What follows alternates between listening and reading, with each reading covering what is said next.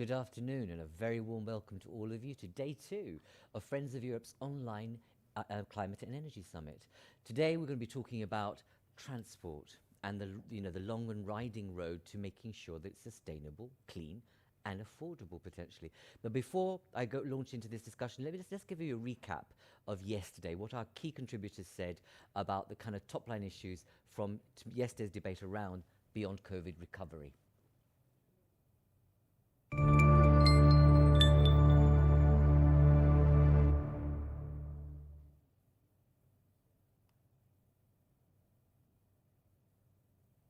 So we've actually got some really building momentum around net zero commitments, much more in line with what the science tells us we need. We've got countries, it's not just obviously Japan and China, the EU is already there, but also a number of other developing countries. Chile, Costa Rica, and Fiji have all made these kinds of net zero targets and commitments for their country long term. The new targets to be approved quite fast, and also the recovery plans to be tailored in a way that green investments in all their forms are a predominant part of these plans throughout Europe and of course possibly outside Europe. We believe it's sensible and it makes a great sense for the economy as a whole. China's commitment, however welcome it is, it's about carbon neutrality in 2060. But it shows that big emitters are smelling the coffee and they're moving away, and we can only hope that others follow suit. And so when we say we want to be the first climate neutral continent in the world, we also challenge everyone to beat us to it, because a race to the top, we all win. We really think that the introduction of a carbon border adjustment mechanism, the famous CBAM, would be a key enabler, a relevant measure to make the Green Deal happen and mitigate the risk of carbon leakage. So we are very supportive of the introduction of CBAM, and we really think that it will help to prevent us from suffering from unfair competition as a result of carbon leakage. But of course, devil is in the detail, and it's very important that we investigate how it is designed. So that was basically a minute and a half recap of what was a very rich discussion. Please visit our website if you want to watch the session in full. Now, turning to today's discussion, which is, as I said, the future of transport. Before I go into introducing our key contributors and saying a few words by way of introduction, just a few words about engagement. Those of you on Zoom, a very warm welcome to you. Make sure your screen's on, your name's there, and you're on mute. If you want to pose a question or make an inquiry, or etc., or register your frustration, please do so using your virtual hand. I also encourage all of you to make sure you use the Zoom chat. That's where you can actually pose your questions, and if I don't get to all of you, at least there'll be a record of what you're asking and what your issue is, or perhaps even put resources on there for others to use. I also want to warmly welcome those of you on live stream, a very warm welcome, and those of you who wish to on live stream engage with this conversation and not left out, you can use #ClimateEnergySummit and pose your question on that Twitter handle. So without further ado, to today's discussion. Public transport, or rather the future of transport, not just public transport. We know that the crisis we're in, both economic and health, has hit our mobility infrastructure and mobility fantastically in a negative way. It's brought things to a standstill. We know that transport in particular contributes nearly nearly a third of emissions in Europe, and we know that the external cost of transport in Europe is nearly $1 trillion a year. That's almost the same as the 7-year multi-financial framework that is being hotly debated at the moment. Today, we have for you the Commission, we have politicians, we have the private sector, all to kind of pull into this conversation around the future of transport. So without further ado, I'd like to invite Maroš Šefčovič. Good afternoon. Good afternoon. I hope you can hear me and see me well. Indeed, a warm welcome to you. It's good to see you again. It's been a long time. Usually, it's a physical thing in our energy summits, where you've been a regular feature of them. So, a warm welcome to you, Maros. It would be really helpful for us to understand how we use the model of the battery alliance. I mean, you've been fated with having put that together. It's been a huge success. Even last week when we had our State of Europe roundtable, virtual roundtable, Festival of Politics, people constantly made reference to the battery alliance as being actually, this is a good way of doing business, both between government, private sector and others. What lessons can we learn from that to accelerate the energy transition? Thank you. Thank you very much, Dharmendra. If you allow me, because I know the time is short, just three very brief points. The first one, to elaborate a little bit what was already in your clips. First and foremost, I really would like to thank you for putting, I would say, such an important topic on the agenda towards the green recovery, because this is exactly how we see our path out of the current very difficult situation. That should be based on three pillars: on the green, digital, and because of the COVID-19 lessons learned, also on resilience. This is how we structure, as you rightly pointed out, the multi-annual financial perspective, and also the Next Generation EU, where are very precise and very demanding limits, 30% of climate mainstreaming for the overall budget, or 37% for the Next Generation EU instrument, which should really kickstart the current economy, still being in a very difficult situation because of all the restrictions linked with COVID. And I think that what is very important for the transport professional is the fact that already now we are kind of entered into the new era with the new CO2 limits with for the car fleets next year. As I'm sure you already discussed in our Commission work program, we have this big bulk of the proposals we are bringing under a headline Fit for 55, meaning the ETS should cover also aviation and maritime transportation, and also the fact that, as it was said by the speakers yesterday, we are considering all aspects of introducing carbon adjustment tax, because we believe that carbon has a price, has a heavy price, and if we want to be really faithful to the Paris Agreement, we should really enforce it globally. So this leads, of course, especially the sector professionals into very clear lines of thinking and lines of work for the future. So we'll be working more on electrifying of our car fleets. We will be working more on hydrogen cells, which would be so important, especially for trucks, but also for ships, and maybe later on even for the aviation. And already now we have trains which are actually running on hydrogen. And all this should bring us to this holy grail of the smart transport sometime in the future, where we link together the green and digital, that we would be in this 3-0 situation: zero emission, zero accident, and zero traffic jams, because we would be planning, I would say, the traffic on our roads better. Sounds like nirvana, Maros. Absolutely. Great. Tell us how we're going to do it. So how we are going to do it, and you asked me to elaborate a little bit on the European Battery Alliance. I think it was a little bit foresight in the making, because it was quite obvious 3 years ago that we are becoming very much dependent on key technologies of the future on the third countries. And we've been discussing on multiple occasions how to reduce our dependency on, at that time, what was a big issue on the fossil fuel imports, and only to discover that if it comes to critical raw materials, if it comes to key technologies like batteries, we should overcome. So we launched this European Battery Alliance. Yeah. Currently, we have more than 500 stakeholders.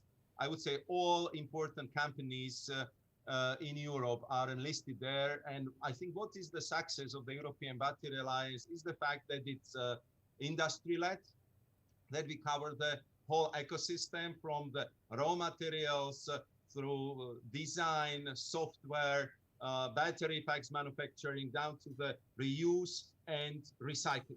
that we managed to find this excellent and strategic partnership with the EIB, which was very important signal to the private investors. And currently, Europe is the hot zone for the investments. I mean, we have more than 100 billion of private equity invested into these battery sectors, which is last year, it represents 3 times more investment in Europe than in China. And this year, we are already by this stage 2 times higher if it comes to the investment in this sector than in China.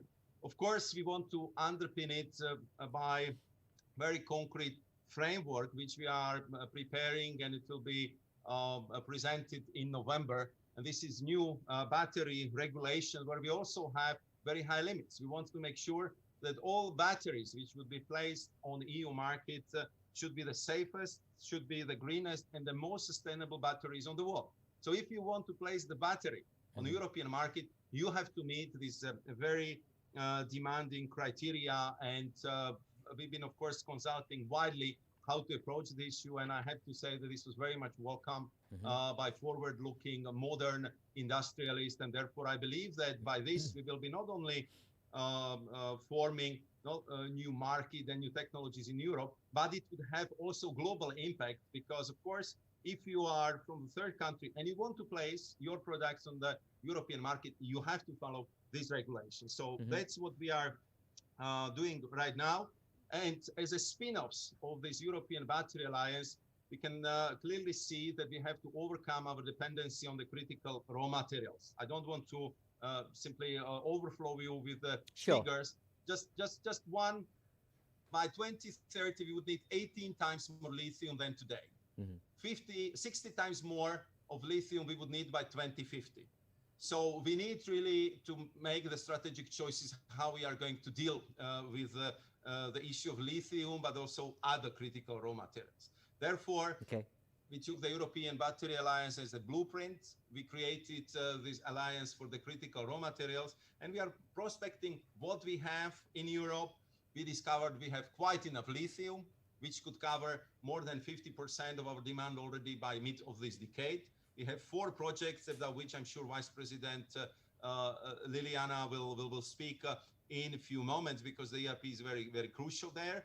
And we, of course, are working on how to make sure that we would have the necessary critical raw materials, or how we can, through research and innovation, replace them by the more sustainable equivalents. And the last spin-off I would mention of the European Battery Alliance is also the alliance we launched for the hydrogen, because as you know, we would need everything from the technological world on the cutting edge level to make sure that we will be climate neutral by 2050. So we need the best batteries, we need the best hydrogen technologies, and we have to be very economical with the raw materials. If you allow me, last point, what is very last point? Lessons learned from the European Battery Alliance, and I'm sure that it's applicable to other future-oriented sectors. We have no problem with the money, as it's quite obvious, because the investments are really flowing in. We have no problem with the high quality regulation, because we are delivering on that. So what I hear from the industry is lack of high skilled people. And this would be the subject of my next foresight report, where we want to map up what kind of skills do we need, where we need to invest, so we would not be limited in this future-oriented technological development by the lack of skills. We would need to change the curriculum. We would need to develop a closer, very concrete ties between these future gigafactories and the local universities and research institute to make sure that we would have enough skilled people. And I think that this would be lesson learned also for other technologies which are so crucial for making sure that Europe will be climate neutral by mid of the century. Maris, thank you very much. That's a very good start for setting the context for this conversation. I'm particularly interested in what you just said about, one of the key issues is about skills. But I wonder, what about infrastructure? But we've got the private sector on this discussion. Anyway, we've got members from the private sector here in Zoom, so I hope that they will contribute and engage. I want to move swiftly on to William. William Todd. William, tell us, we know, notwithstanding the crisis we're in at the moment, in terms of the fact that, suddenly with less cars and less mobility, we can smell fresh air. It's quiet. But we know in general that car emissions, transport emissions were extremely high across Europe.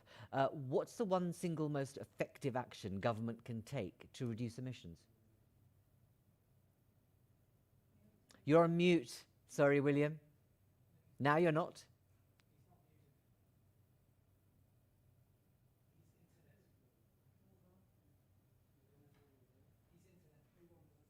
Okay. I think we've lost William intermittently. So what I'm going to do is I'm going to move on very Can you hear me? I can hear you now. Ah, great, you're back. Maybe. I think it must be Hello? your... Hello. I can hear you. Can you hear me? I think you're having... Sorry, I can no longer hear you. Ah, okay. So what I'm going to do is move on until we can sort out the technicalities to make sure you can participate effectively. Liliana, if I can move to you. Absolutely. A very warm welcome to you. Can you hear me? I need you to go off mute. Excellent. Hello, good afternoon. I can hear you, yes. Excellent. I Good hope afternoon. you can hear me as well. Absolutely. A very warm welcome to you. And thank you for joining us. Liliana, we've got very ambitious plans for what we call the Europe's Climate Bank. What are you doing to focus your portfolio investments to modernize transport? Share with us what it is you're doing so that we can understand how you as a bank, as an investor, are helping modernize the industry through your investments. Thank you very much, Mendra.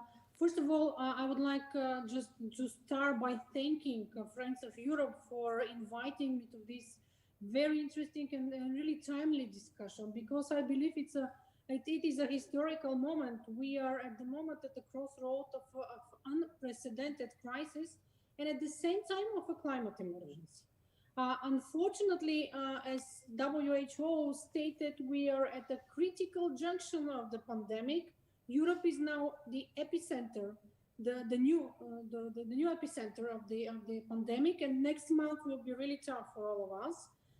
As the situation is escalating now, and we face the deterioration in all regions, and like before, unfortunately, the transport was hit a lot, and one of the most hit sector by the crisis.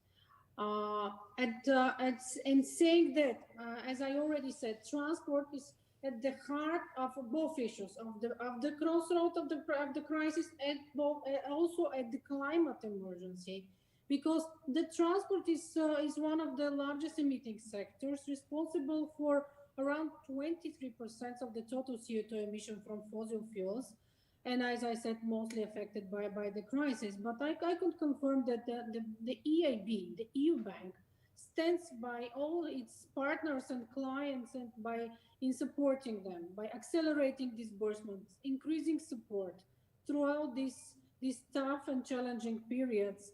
And at the same time, the European Union's commitments towards climate and environmental sustainability should remain on top of the agenda in order really to pave the way for a more sustainable future, and really in order for us to be able, our ambitious goal to become the first carbon neutral continent by 2050. Okay. Sure, Liliana. Our investments in being a climate bank, we aim at leveraging €1 trillion, and most of it is on the top of the European Commission's investment in climate and environmental sustainability. And this is exactly what we are trying, and we are really supporting in deploying, and we have increased our investments already by 30% in the transport sector. Right. Because the transport sector is experiencing a new technological revolution, and really supporting the new technologies and new ideas is very important in order to support really and really to having clean, safe, and digital transport. So technological changes really can contribute to sustainable mobility, and digitalization is among most promising changes we need to we need to invest in, because during the pandemic we have seen the value added of digitalization and the last sentence, indeed, battery electric vehicles and really building European batteries industries, as Commissioner Šefčovič already explained. I won't discuss more now of it. It's really crucial in order to accelerate the green and the digital transition. And we at the bank hope that this year we will be able to deploy 1 billion euro, thanks to our partnership with the European Commission, in support of this kind of investments for batteries and for battery alliance. Liliana, thank you very much. I want you to be brief if you can, because I've got a number of other people and also people who want to come in. That sounds like a grand plan, okay, and lots of numbers. Just for our audience, for those who are listening, tell us how much of that 1 billion, over what period are you going to specifically put towards transition and adaptability rather than bailout, i.e. keeping industry afloat, which is important at one level, but what percentage of that 1 billion are you going to make sure goes into transition and adaptability? Can you answer that question? I should clarify that what I said really, that 1 billion of euro is we are planning to invest really through the instruments like Innofin to support this demonstration phase of innovative energy project, including those battery pilot projects, battery pilot lines, which we are supporting with the bank, because within the bank, and there are some good and important examples through this, because this is just an example. Otherwise, we invest more than 13 billion euros annually in support of the transport sector, and really significant percentage is support and in support of the different infrastructure, including charging infrastructure, development of rail infrastructure, road infrastructure, and in urban mobility as well. Okay, that's good to know. And then, so the money's even more. I suppose people will want to know how much of that, now 30 billion, actually goes into keeping the model as is, and how much it is spent towards transition and adaptation. Because we know Europe is one of the world's largest car manufacturers, and also the sector is one of the largest investors in R&D. How do we make the most of that? And when we know, and this was the point that was made yesterday actually, that a Tesla still is out of reach of the average person, let alone a rich person. And so what do you do to nudge behavior so you can create a unit cost that is within the reach of the ordinary man and woman on the street, if you like, if you're going to go for that? But also, what about rail infrastructure? I want to move to, let's see, is William. William, are you back? Can I get to bring you in? Can you hear me? You can hear me. Okay, say a few words. Okay. All right. I may, just for the interests of our audience and the smoothness of this experience, let me see if I can bring you back later, but hopefully we can sort the technicalities out. What I'm going to do is bring in our audience, our Zoom audience. If they have any questions at all, just to remind you, put up your virtual hand if you have a question or a query. And also what I might suggest to you, William, is remove your headset. That might help. I'm going to go to our live stream audience. I believe we have a question from our live stream on Twitter. Charlotta, welcome. Hi, good afternoon, Ramendra. I hope you can hear me. We can. You already took one of the questions on the affordability of the Tesla we had on our live stream on Twitter, but I also have a question from another Twitter user on how COVID-19 has made people afraid of public transport, and what are the panelists doing to promote public transport as a safe means of traveling? Okay, excellent. Anybody else?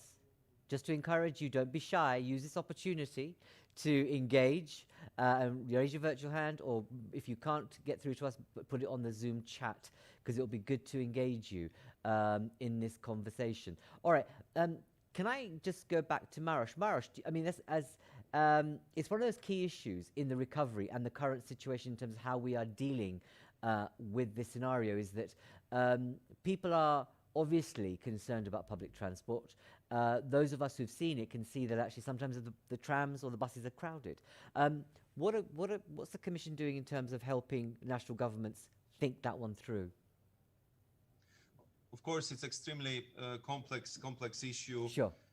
And if it comes to the public transport, I know that this is a very hot topic right now, because we are receiving the reports from several big cities across the Europe that public transport is actually in crisis, because the people are using it less, because they are worried of the fact that the public transport is overcrowded, and there are of course a lot of thinking going on what we can do, how we can help also the member states to help the public transport, because I think this is extremely important for the future. So I mean, would it be the state aid? Would it be some other form of how to make sure that the public transport companies would prosper in the future? I do not have that answer yet, but sure. Just to give the one indicator, if it comes to the state aid over the since the COVID started, we really approved more than 3 trillion of euros of the state aid, and most of it was within 48 hours, because we knew that we are now in critical situation, that we are fighting lives and livelihoods at the same time. But if you allow me, maybe just to answer the question you asked about infrastructure and affordability of vehicles, just to give you two. On the infrastructure, now I'm talking about charging infrastructure for batteries. There, I think we are doing quite well, especially in Western and Northern Europe, because I would say, again, such a golden rule would be that you should have 10 vehicles per charging point. So currently in Western and Northern Europe, we have only 7 electric vehicles per charging post, because we have almost 190,000 charging stations already built. South of Europe and Central and Eastern Europe, they are lagging behind. But we are aiming with also our Connecting Europe facility to make sure that we would have that appropriate ratio. Concerning the affordability and the fact that Tesla, as it was said by Charlotte, is beyond the reach of the most of the average earning people across the Europe. There we, of course, are pinning our hopes on the fact that this year, next year, we should have more than 200 new models of electric vehicles coming to the market. Most of them from Europe, and they're coming with more affordable models. And I think that the demand for the vehicles is actually on sharp increase despite the COVID crisis. If you look at the numbers in the first half of this year, we have seen that the market share went from 3.3% of the last year to 7.9% in this first 6 difficult months. But in September, in Germany, it went up to 15.6% of the new vehicle purchased being electric. In the numbers, we are talking about 92,000 vehicles sold only in the first 6 months in Germany, more than 65,000 electric vehicles sold in France, 33,000 vehicles sold in Sweden. So I think that despite the COVID crisis and all the economic limitations linked with the situation, we see that this segment is picking up, is growing, and I think it's just really signal for the future. So if we do well with infrastructure, if we do well with the new models coming in, and I know that that more and more countries is introducing different kind of bonuses if you buy electric vehicles, which of course we support. I think that the share of electric vehicles would be growing quite significantly, and this comes with a change of lifestyle, but also because of the tough limits for CO2 emissions which are kicking in and therefore it's also in the interest of manufacturers to sell as many electric vehicles as possible. So I think that we are seeing the big transformation and shift, which I hope will bring more affordable models also for lower earning people of Europe. Let's hope so, because time's running out, as you know that only too well. So let's see this revolution take place in terms of cheaper, affordable electric cars. Colleagues, I'm going to move on to our next contributor from the private sector to get his take. But I do encourage you to engage on the chat, Zoom chat, or put a question up, or raise your hand, engage in this conversation. We'd love to hear from you. And I want to say to you, Claudia, I'm going to bring you in later, but if you have a response to the citizen about the transport, one of the aspects of is that why is it you have to see crowded trams and buses? Could there not be better guidance about making sure that these modes of public transport are structured in a way that actually prevent the virus or the sense of security? Eriki, I want to come to you first. Warm welcome. Thank you. Hello. Good to have you back to one of our summits this year. So great. Eriki, I'm going to keep this really simple. Are you getting the right signals from the European Commission in terms of what you want to do? Well, the first question is, what do we want to do? And I think the goal is clear. We want to chase CO2 out of transport sector, and it's not a small challenge. It's we are talking nothing less than a revolution in a way here. It has been said before. I mean, transport with buildings, in a way, it's the new frontier of the decarbonization of the whole European economy. But we have some good news here. Mm-hmm. First, good news is it's not a question of volume of energy. Indeed, if you look at the fact that an electric car is 4 times more efficient than a traditional car, it's already a good news.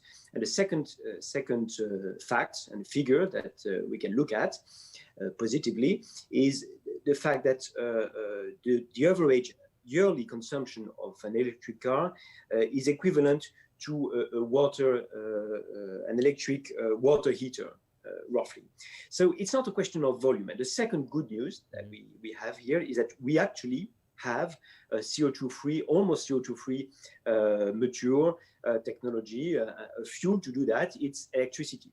So the goal here is to have as much as possible of direct electrification into the transport sector. It will not be 100%, of course, but electricity already is more than half. 60% of electricity is already CO2-free, and this will continue over the next decade. So it's a powerful tool, direct electrification, to decarbonize transportation. So do we get the right signal to do that, to do the direct electrification? Well, let me just raise a couple of points. First, we expect that this direct electrification will be a top priority of the next strategy from the European Commission. We have already a lot of engagement from the European Commission, and Vice President Šefčovič mentioned the Battery Alliance. EDF is part of it. It's a great news. I think we need also some clear signals that we are tackling the issue of charging. Here, to focus on real issue, it's not a fast charging that is the real challenge. It's not neither I mean, it's quite easy to have charging points into individual houses. The problem is with collective houses. And here I must say I'm a bit disappointed because there is a strategy that has been made public a few days ago. It's called the Renovation Wave. And basically, it's difficult to find a word about electrification of transport, electrification of this collective housing through renovating measures, so that we will foster, we will encourage electric mobility. So that's something that is missing. We need also, that's the third point, support from an economic point of view. And it's not necessarily only a question of money. There is a question of course, money to invest and to have the capital expenditures covered to a certain point for batteries or charging points, but it's also a question of taxation. Electricity in most member states today in Europe is more taxed than fossil fuel. This is a fact. So if you want to achieve direct electrification for transport, you have to abate taxation. And last point, you need also a systemic approach, so that you will also take into account the powerful flexibility capacity of vehicles, taking into account into the system. The vehicle to grid technology is an emerging technology, but it's a very powerful storage capacity that is flexible and that will help to incorporate more renewables into the grid. So to sum it up, we are only at the beginning of this revolution. We have already some good support and engagements from the European Commission, but we need to do more in terms of long-term policy signals, taxation, and systemic approach. Thank you. We know that it's important for a systemic approach. The tax issue is a major conundrum, as you know, over the years. So many attempts have been made to harmonize or even level up or create some sort of structure. But let's see where we get to in this condition that we find ourselves in at the moment. But I thought your opening point was interesting, and I hope Maros is noting that sense that perhaps there's a lack of coherence in terms of what you're seeing, that on the renovation side, we're not seeing any reference to electrification and other matters. But I'll ask, if I have time, Maros, to come back on that. But in terms of where you are as a very large group in the energy space, I'd be really interested to hear from you is your thoughts on hydrogen. Over the years, we've had the International Energy Agency and others say that actually, it has it's not a silver bullet. There are issues with it, and there's issues of infrastructure. But I'd like to hear from you, because you're an actual supplier, you're there on the ground. Is hydrogen a panacea that everyone says it is? Well, clearly, I think you've understood, since we are in favor of direct electrification because it's more efficient, more cost-effective. Hydrogen is not the panacea here. When we look at transport, though, hydrogen has a role to play. It has advantages in the transport sector in terms of fast charging, for example.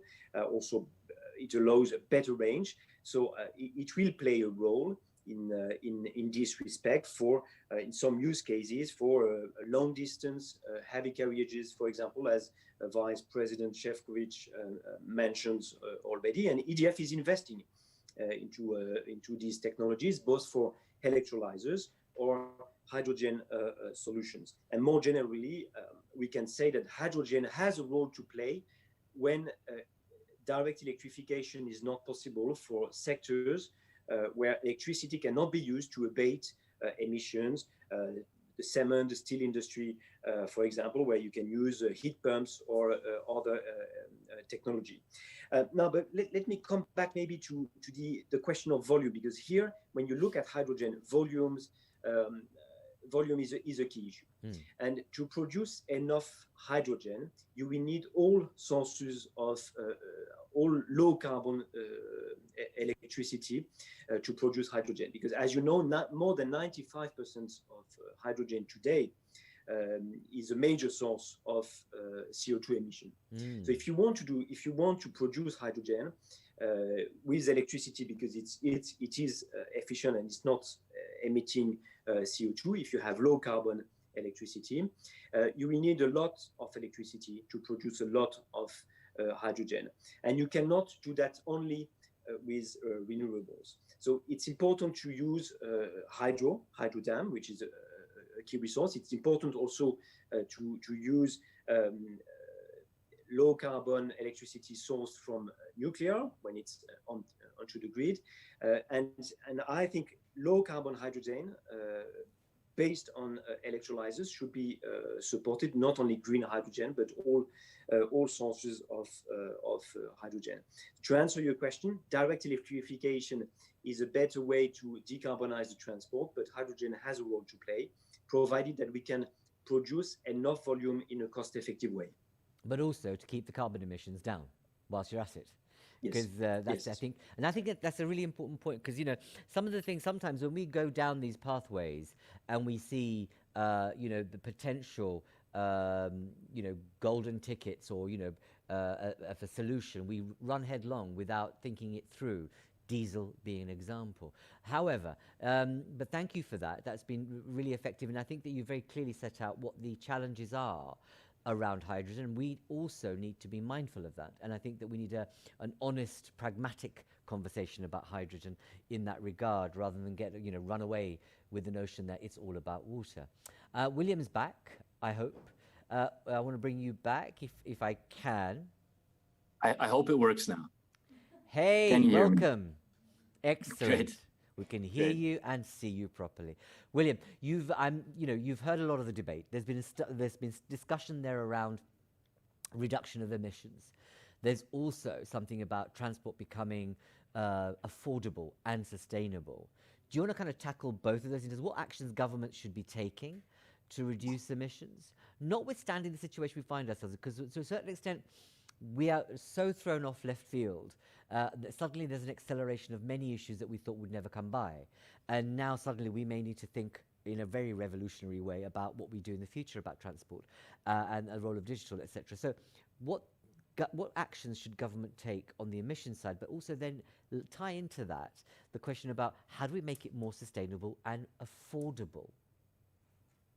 Okay, thanks so much, and it's good to be back, and it's been very frustrating to listen to the debate but not be able to participate in it. The good news is that many of the things I wanted to say have been said including by Mr. Šefčovič, and I think it's I think the starting point here is that what is our aim in the transport sector? We are looking to completely displace the use of petroleum in the transport sector, which is accounts for 99% of energy used. And the single best way we can do that is by electrifying either directly or indirectly the transport sector. And I think the starting point is that despite the huge crisis that we are in, and the biggest crisis in the last maybe 100 years, the electric vehicle sector is really taking off. As Maroš Šefčovič said, by the end of this year, about 10% vehicles sold in Europe will have a plug. That's really remarkable, and it's it's a result of many things. But first and foremost, it is a result of European policy. It's the result of the CO2 standard, and it's something that we don't hear enough about. It's something that we should be proud about, I think. And this is also, if you want to know what we need to do in the next years, we need to completely electrify the road transport sector. And the way we're going to do that is first and foremost by continuing the CO2 standards, by increasing their stringency. We can talk about detail beyond 2025, and then phasing out the combustion engine completely by 2035. And simultaneously at national level, we need to start electrifying those markets that are easiest to electrify. You need to know that in Europe, more than 50% of cars sold are sold to companies. I live in Belgium, where company cars are a big thing, but that's true across Europe. And the company car market is a very special market. It's a market where TCO matters, not the upfront cost. And this is 50-60% of the European car market that we could actually easily electrify in the next 5 6 years. Indeed. And that also that also helps answer your question about affordability. We are not going to convince people that pay 10,000 euros for a new car every 7-8 years to go for a 30,000 euro ID3. That's not going to happen in the next 2-3 years. But that shouldn't be our objective. Let's aim for the people that are, buying cars that are more expensive, that are leasing vehicles.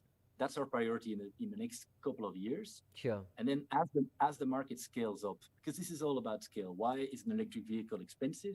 It's because we're not producing a lot of them. It's because we only have a few battery factories. By the time the gigafactories that are currently planned in Europe, by the time they're up and running in 2022, 3, 4, we're going to have massive supply of battery cells in Europe, and that's going to further bring the cost down. And that's that is what's going to help us achieve price parity. And as soon as it becomes as expensive or cheap to buy an electric car or buy a diesel car, people are going to go electric. So the whole affordability question, this is currently a problem. Yes, a Tesla is not achievable for everybody, but this is a problem that will disappear with scale. And I think you just need to look at the fact that China is making this a top industrial priority. Indeed. The Chinese government is not aiming to sell 100,000 euro cars to its citizens, right? Indeed not. Indeed not. Those vehicles affordable. And, to be honest with you, I'm surprised China or India haven't produced a unit cost that is like a fraction of what cars are for on electric terms. Perhaps it's just around the corner. We just don't know. But the issue for me, William, is that, and perhaps you can put this on the chat because I haven't got time because I want to move on to our very patient parliamentarian that's been, I'm really keen to bring in for the conversation. The issue is that through various means, whether that's through the EIB, yourselves, and governments nationally, the the transport sector is receiving a huge boost, both in terms of bailout and in terms of transformation and transition. Our frustration as a think tank is that where does that go in terms of the average punter on the street and feeling a difference in their pocket? So they can use electric trains much more effectively. At the moment, if you try and go on a train, just generally, it's not affordable to go from one country to the other. It's out of price and out of reach of someone who is on an income of 15 to 20, 25K a year. So that seems to me a major issue that we actually owe citizens whose tax money is being used to transform sectors to actually get a payback in their pocket. On that note, I want to go to Claudia. Claudia, you've been very, very patient. A very warm welcome to you. Hello. Hello. Hi. Hi. Nice to be here. Thank you. A very warm welcome. Tell us, what do you think is the single most important action the EU should take in stimulating innovation in the transport sector? You've heard a lot. Give us your view. Give us your view. I believe that the single most important thing that we can do is shift the goals in the transport sector. It's still one of the biggest CO2 emitters, and I think setting a clear target for CO2 reductions in the sector will be the single biggest driver for innovation, because manufacturers as well as everybody else in the sector is looking where the path is going, and they need to have a clear view about what is going to happen in the next couple of decades. And for these targets then in return to take effect, there needs to be a proper legal framework for a technology neutral path to innovation. However, I mean, we politicians talk a lot about innovation, but in the end, we only have ideas about how to stimulate it, but we cannot force it. We have to put up the best environment for current market players and future market players with new ideas, to have them have the best possible environment to have an idea, be it very early in a research and development stage, and bring it to the market very quickly. And one of the topics that obviously we talk about a lot is what does it mean to be technology neutral? And because I truly believe in that from a liberal perspective also, that it is what we need in order to find these technologies that will really work in practice. So in order to be truly technology neutral, we of course will need to include the transport sector also in the ETS system fast, because after all, otherwise the market won't be able to calculate with the actual costs of different technologies to really show what they truly cost us in the long run and what they truly cost each and every consumer. And we also need to remove those legal barriers and boundaries that are still there in order for the market to achieve its full potential there.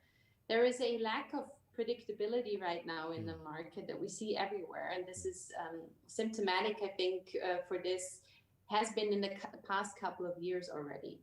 And there are a couple of technologies that we should mention here that are relevant. Batteries, for example, they are a key driver in technology in the consumer transport sector for providing an alternative that works to fossil-based fuels.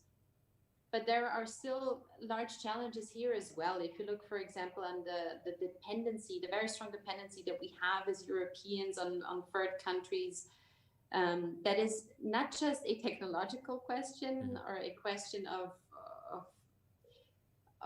supply chains in Europe, but it's also a political and strategic question about do we want to be more independent? Do we want to have more possibilities in the future? Claudia, thank you. That's Sorry, am I being too long? Not at all. No, it's very helpful. We were all captured in terms of some of the points you were making there, and they're important ones. But building on the point you've just made earlier on, One of the stumbling blocks, as I've heard from private sector players and others, especially around like scaling innovation, is the cooperation between member states. And so, one of the things that's stopping us creating, the world's pathfinding, incredible, celebrated interrail network that's electric is the individual regulations and the individual tariffs and the tax and the pricing. What role can you play and other parliamentarians play to enhance cooperation amongst your member states? We need to focus on explaining that we have one market here in Europe, and it's important for people's mobility and for innovation to foster, to have its space, to have the same conditions in every member state. And we see this for every technology. We see it for electric vehicles. I myself see it as a driver of an electric vehicle. If I move across the border from Austria to Switzerland or to Germany, there's a very, very different infrastructure for charging, for example.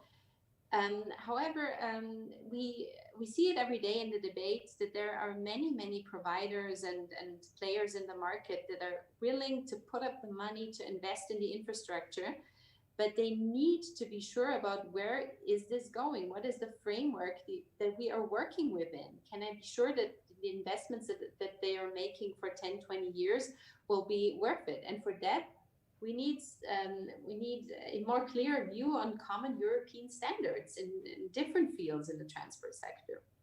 Standards are really what makes the market work. No, indeed it does. And politicians say this all the time. This is and I'm just being challenging to you, but at what point does this shift? Because we know this is a long-standing debate. People have spoken about the single market really not working. What do we need to do to shift so that this is, as we've heard, a once-in-a-lifetime opportunity? There is no turning back. We need a new model, but we also need a new model of politics, therefore, to change this. And the fact is that we don't, time is running out, and we actually need to move from the fact that we have a single market, we know it's good, but actions speak louder than words. So perhaps you can make some points on the Zoom chat in response to that, because I think there's a frustration that we've heard that before.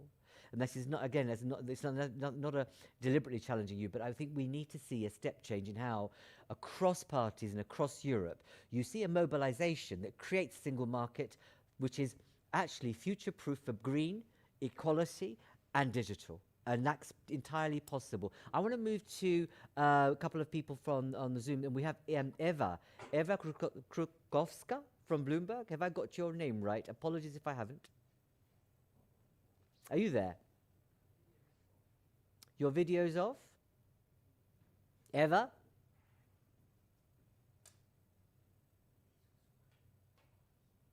Okay, we're obviously having technical difficulties today. Let's go to Astrid. Astrid Geiger?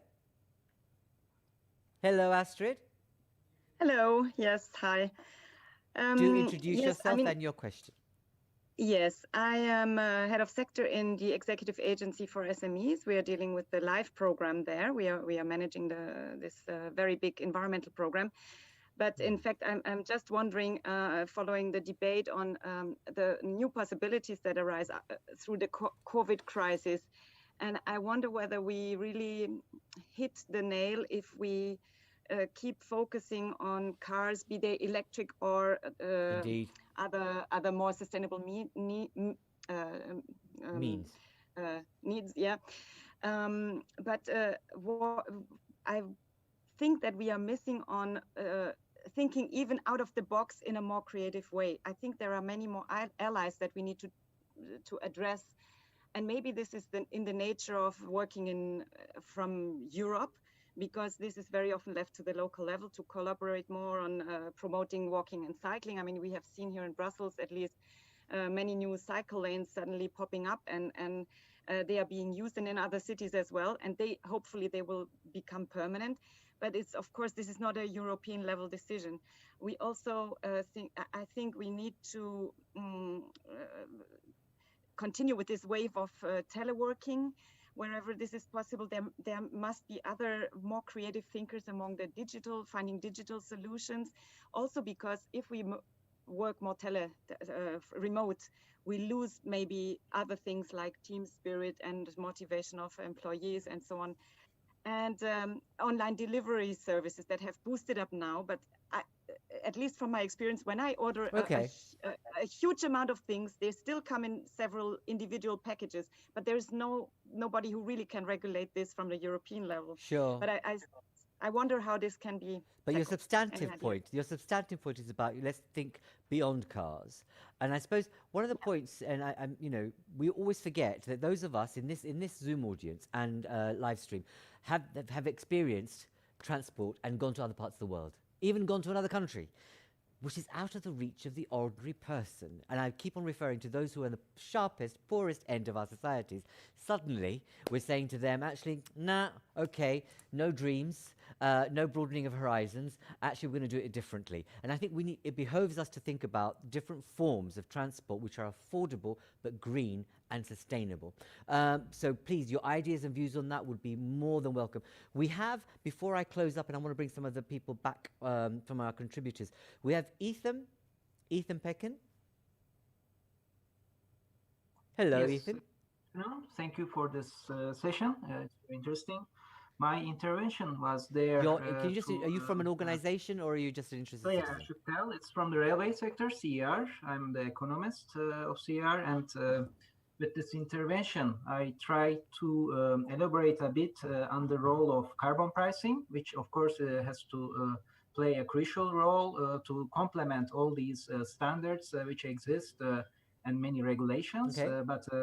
But the carbon price, I think we still fail to see that it's not used to address the affordability, because the money collected there could come back to people, especially who are in need of this push for being more sustainable.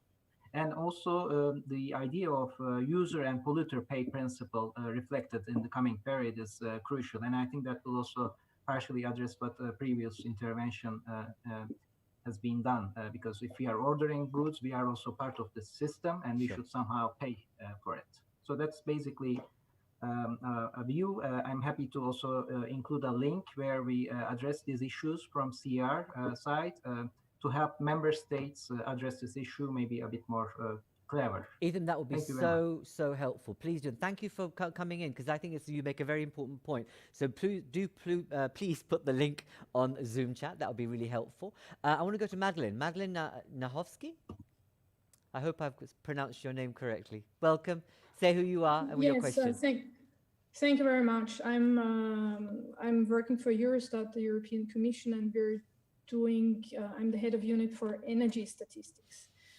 I listened carefully, and what has been said, particularly by Erkki, but also by some other participants, sounds as if electrification was the solution to everything. But I just wanted to remind that the way we produce energy right now is still very, very dirty. So we rely a lot on coal, and if we had only electric cars today, we would have more carbon emissions than we actually have. Okay. Then and that's based, is that a database point, Madeline? Yes. Evidence-based? Yes, okay, all right. I'll come back to some of the people.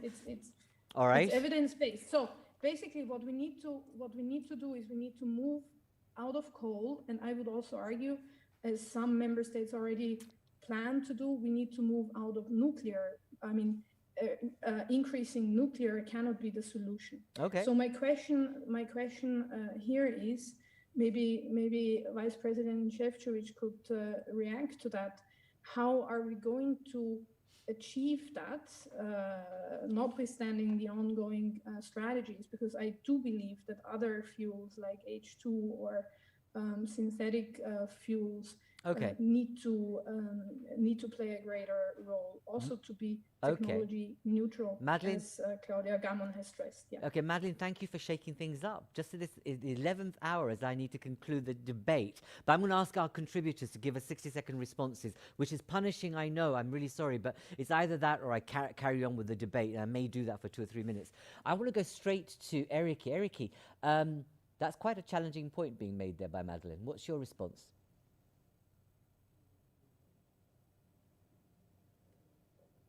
Can you hear me? Not well, but I got the previous question very quickly because I think we are running out of time. Indeed.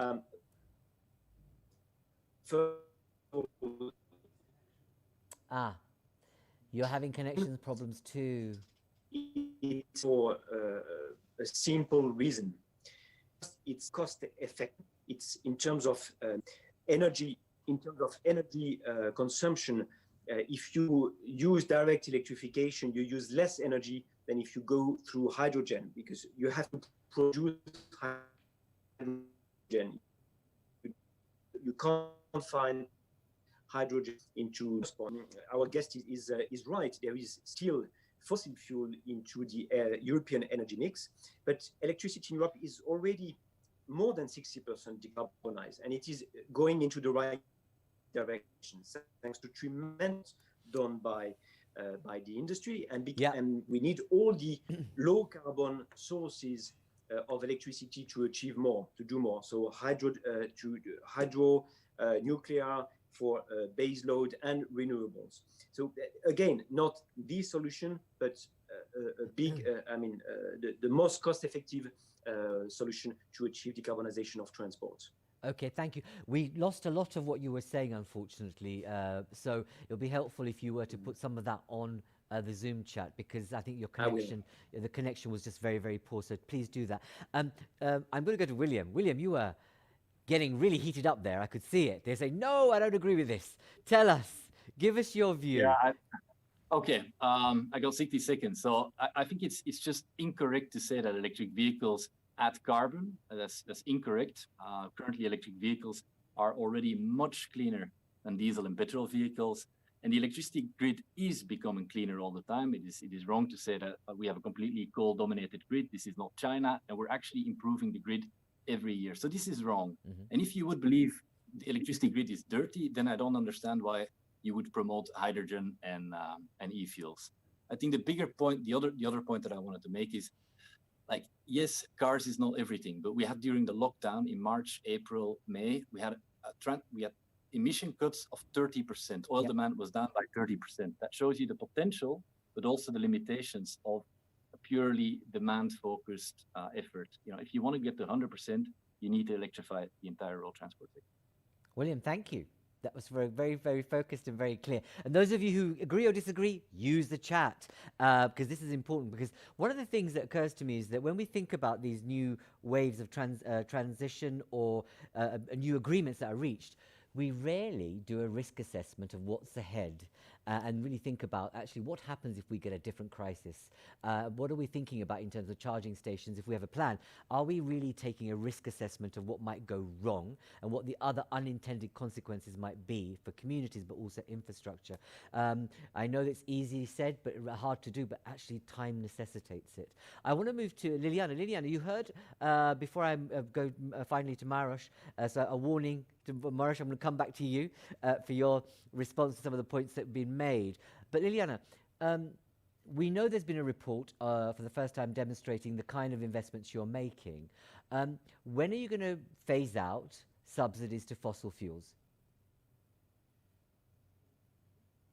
Thank you very much. Indeed, as EU Climate Bank, our ambitions, and we are really upholding the challenging objective and ambitions we do have, is as of January next year, we are phasing out financing fossil fuels completely.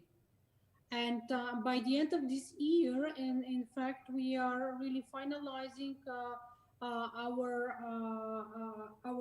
rules and procedures, so to align all our operations to be so-called Paris aligned already by the end of this year.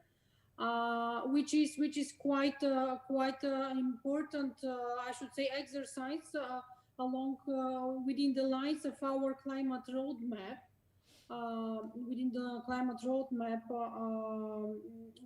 Which is to be adopted in December, in order, as I said already previously, to dedicate, and our really ambition is to dedicate, in order to be able to dedicate 50% of our lending to climate objectives and to sustainable environmental protection.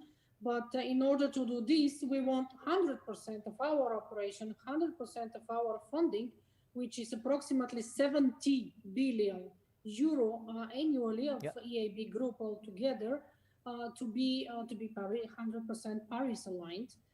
And finally, our goal is to leverage 1 trillion euro by 2030, really dedicated to climate. Along these priorities, really our climate bank roadmap prioritize financing in sustainable infrastructure, electrification of transport sector, and use of sustainable fuels, as we are phasing out completely financing any fossil fuels vehicles also, or investments. So really this, I should say, twin challenge, as we call it, for the transport sector, decarbonization and digitalization is important, and we are trying to streamline our financing specifically to be dedicated in support of this, along with all the others. So it's like batteries, charging stations, and renovation and etc. Okay, Lilian, no, it's good to know. No, because the report wasn't very kind of, comforting reading about the number of investments that continue from the EIB into fossil fuels. So I tell you what, let's make this a public challenge that next year, by the time we have the Energy Summit, let's see what happens in terms of your investment. And the very important statement you made is that you're going to start phasing out effectively and make your approach Paris aligned. So we look forward to seeing you in a year's time to give a kind of a balanced scorecard about where you've got to. On that note, I want to go to Maros. Maros, you've heard a number of things about politics, infrastructure, cost, etc. That point that's been consistently made about creating an EU-wide single market that actually works on this agenda, which, whilst I accept it's not part of your portfolio, but what's Team EU doing to make sure that we're getting better agreements across member states to move in the right direction, so that we can get the charging infrastructure, we do get consistency, etc. and so forth. Maros, over to you.